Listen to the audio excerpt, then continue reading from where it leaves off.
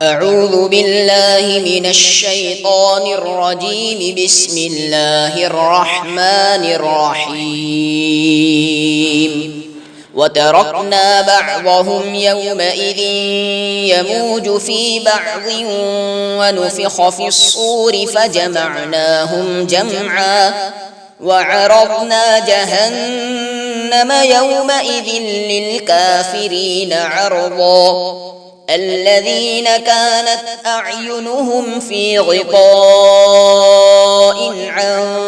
ذكري وكانوا لا يستطيعون سمعا أفحسب الذين كفروا أن يتخذوا عبادي من دوني أولياء إنا أعتدنا جهنم للكافرين نزلا قل هل ننبئكم بالأخسرين أعمالا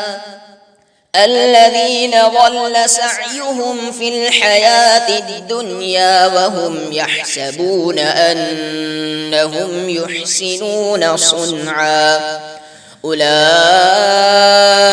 الذين كفروا بآيات ربهم ولقائه فحبطت أعمالهم فلا نقيم لهم يوم القيامة وزنا ذلك جزاؤهم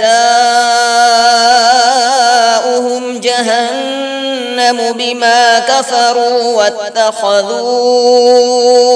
آياتي ورسلي هزوا إن الذين آمنوا وعملوا الصالحات كانت لهم جنات الفردوس نزلا خالدين فيها لا يبغون عنها حولا صدق اللہ العظیم۔ سورۃ الکہف کی 99 سے لے کر 108 تک کی 12 آیتیں تلاوت کی گئیں۔ ان آیات کی تفسیر کا خلاصہ سن لیجئے۔ اور ہم اس روز یعنی جب اس دیوار کے انہدام کا یوم موعود آئے گا اور یاجوج ماجوج کا خروج ہوگا تو اس روز ہم ان کی یہ حالت کریں گے کہ ایک میں ایک گڑمڑ ہو جائیں گے، کیونکہ یہ کثرت سے ہوں گے اور بیک وقت نکل پڑیں گے اور سب ایک دوسرے سے آگے بڑھنے کی فکر میں ہوں گے، اور یہ قیامت کے قریب زمانے میں ہوگا۔ پھر بعد چندے قیامت کا سامان شروع ہوگا۔ ایک بار اول سور پھونکا جائے گا جس سے تمام عالم فنا ہو جائے گا، پھر سور دوبارہ پھونکا جائے گا جس سے سب زندہ ہو جائیں گے، پھر ہم سب کو ایک ایک کر کے میدان حشر میں جمع کر لیں گے اور دوزخ کو اس روز کافروں کے سامنے پیش کر دیں گے جن کی آنکھوں پر دنیا میں ہماری یاد سے یعنی دین حق کے دیکھنے سے پردہ پڑا ہوا تھا، اور جس طرح یہ حق کو دیکھتے نہ تھے اسی طرح اس کو وہ سن بھی نہ سکتے تھے، یعنی حق کو معلوم کرنے کے ذرائع دیکھنے اور سننے کے سب راستے بند کر رکھے تھے۔ کیا پھر بھی ان کافروں کا خیال ہے کہ مجھ کو چھوڑ کر میرے بندوں کو یعنی جو میرے مملوک و محکوم ہیں اختیاراً یا اضطراراً ان کو اپنا کارساز یعنی معبود اور حاجت روا قرار دیں؟ جو شرک اور کفر کھلا ہوا ہے۔ ہم نے کافروں کی دعوت کے لیے دوزخ کو تیار کر رکھا ہے۔ دعوت بطور تحقیر اور تحکم کے فرمایا، اور اگر ان کو اپنے ان اعمال پر ناز ہو جن کو وہ حسنہ اور نیکی سمجھتے ہوں اور اس کے سبب وہ اپنے آپ کو نجات یافتہ عذاب سے محفوظ سمجھتے ہوں، تو آپ ان سے کہیے کہ کیا ہم تم کو ایسے لوگ بتائیں جو اعمال کے اعتبار سے بالکل خسارے میں ہیں؟ یہ وہ لوگ ہیں جن کی دنیا میں کری کرائی محنت جو اعمال حسنہ میں کی تھی سب گئی گزری ہو گئی، اور وہ بوجہ جہالت کے اسی خیال میں ہیں کہ وہ اچھا کام کر رہے ہیں۔ آگے ان لوگوں کا مصداق ایسے عنوان سے بتلاتے ہیں جس سے ان کی محنت ضائع ہونے کی وجہ بھی معلوم ہوتی ہے، اور پھر اس حبط اعمال کی تصریح بھی بطور تفریع کے فرماتے ہیں، یعنی یہ وہ لوگ ہیں جو اپنے رب کی آیتوں کا اور اس سے ملنے کا یعنی قیامت کا انکار کر رہے ہیں، سو اس لیے ان کے سارے نیک کام غارت گئے، تو قیامت کے روز ہم ان کے نیک اعمال کا ذرا بھی وزن قائم نہیں کریں گے، بلکہ ان کی سزا وہی ہوگی جو اوپر مذکور ہوئی، یعنی دوزخ، اس لیے کہ انہوں نے کفر کیا تھا، اور اس کفر کا ایک شعبہ یہ بھی تھا کہ میری آیتوں اور پیغمبروں کا مذاق بنایا تھا۔ آگے ان کے مقابلے میں اہل ایمان کا حال بیان فرماتے ہیں کہ بے شک جو لوگ ایمان لائے اور انہوں نے نیک کام کیے، ان کی مہمانی کے لیے فردوس یعنی بہشت کے باغ ہوں گے جن میں وہ ہمیشہ رہیں گے، نہ ان کو کوئی نکالے گا اور نہ وہ وہاں سے کہیں اور جانا چاہیں گے۔ ان آیات کے معارف و مسائل بھی سن لیجئے۔ بعضهم یومئذ یموج فی بعض،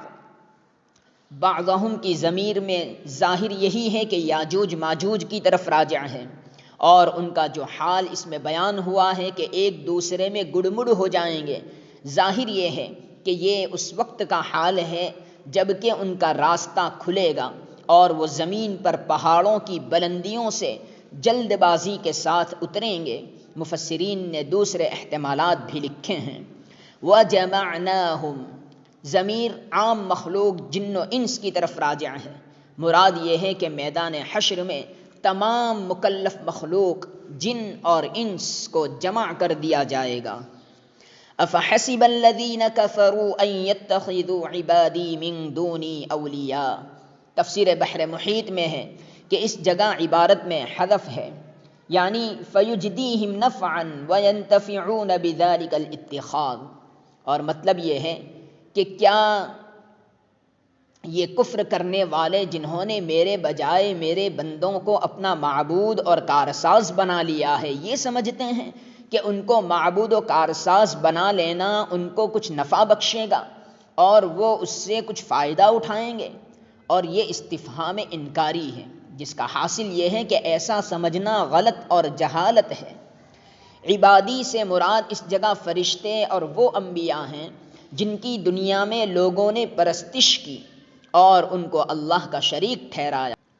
جیسے حضرت عزیر اور مسیح علیہ السلام فرشتوں کی عبادت کرنے والے بعض عرب تھے، اور عزیر علیہ السلام کو یہود نے، عیسیٰ علیہ السلام کو نصارہ نے خدا کا شریک قرار دیا۔ اس لیے الذین کفروا سے اس آیت میں کفار کے یہی فرقے مراد ہیں، اور جن بعض مفسرین نے اس جگہ عبادی سے مراد شیاطین لیے، تو الذین کفروا سے وہ کفار مراد ہوں گے جو جنات و شیاطین کی پرستش کرتے ہیں۔ بعض نے اس جگہ لفظ عبادی کو مخلوق و مملوک کے معنی میں لے کر عام قرار دیا، جس میں سب معبودات باطلہ، بت، آگ اور ستارے بھی داخل ہو گئے۔ خلاصہ تفسیر میں لفظ محکوم و مملوک سے اسی کی طرف اشارہ ہے۔ بحر محیط وغیرہ میں پہلی ہی تفسیر کو راجح قرار دیا ہے۔ واللہ اعلم۔ اولیاء ولی کی جمع ہے۔ یہ لفظ عربی زبان میں بہت سے معانی کے لیے استعمال ہوتا ہے۔ اس جگہ اس سے مراد کارساز، حاجت روا ہے، جو معبود برحق کی خاص صفت ہے۔ مقصود اس سے ان کو معبود قرار دینا ہے۔ الاخسرین اعمالا، اس جگہ پہلی دو آیتیں اپنے مفہوم عام کے اعتبار سے ہر اس فرد یا جماعت کو شامل ہیں جو کچھ اعمال کو نیک سمجھ کر اس میں جد و جہد اور محنت کرتے ہیں، مگر اللہ کے نزدیک ان کی محنت برباد اور عمل ضائع ہے۔ قرطبی نے فرمایا کہ یہ صورت دو چیزوں سے پیدا ہوتی ہے، ایک فساد اعتقاد، دوسرے ریاکاری، یعنی جس شخص کا عقیدہ اور ایمان درست نہ ہو وہ عمل کتنے ہی اچھے کرے اور کتنی ہی محنت اٹھائے، وہ آخرت میں بیکار اور ضائع ہے۔ اسی طرح جس کا عمل مخلوق کو خوش کرنے کے لیے ریاکاری سے ہو وہ بھی عمل کے ثواب سے محروم ہے۔ اسی مفہوم عام کے اعتبار سے بعض حضرات صحابہ نے اس کا مصداق خوارج کو اور بعض مفسرین نے معتزلہ اور روافض وغیرہ گمراہ فرقوں کو قرار دیا ہے، مگر اگلی آیت میں یہ متعین کر دیا گیا ہے کہ اس جگہ مراد وہ کفار ہیں جو اللہ تعالیٰ کی آیات اور قیامت و آخرت کے منکر ہوں۔ اولئک الذین کفروا بآیات ربہم ولقائہ۔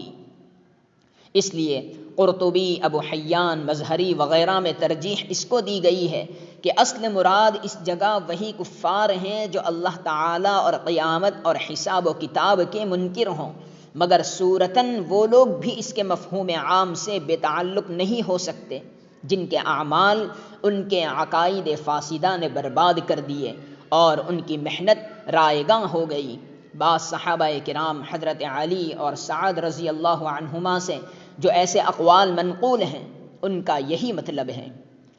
فَلَا نُقِيمُ لَهُمْ يَوْمَ الْقِيَامَةِ وَزْنًا، یعنی ان کے اعمال جو ظاہر میں بڑے بڑے نظر آئیں گے مگر میزان حساب میں ان کا کوئی وزن نہ ہوگا، کیونکہ یہ اعمال کفر و شرک کی وجہ سے بیکار اور بے وزن ہوگے۔ صحیح بخاری اور مسلم میں حضرت ابو ہریرہ رضی اللہ عنہ سے روایت ہے کہ رسول اللہ صلی اللہ علیہ وسلم نے فرمایا کہ قیامت کے روز ایک آدمی قداور اور فربا آئے گا جو اللہ کے نزدیک ایک مچھر کے پر کے برابر بھی وزندار نہ ہوگا، اور پھر فرمایا کہ اگر اس کی تصدیق کرنا چاہو تو قرآن کی یہ آیت پڑھو، فَلَا نُقِيمُ لَهُمْ يَوْمَ الْقِيَامَةِ وَزْنًا۔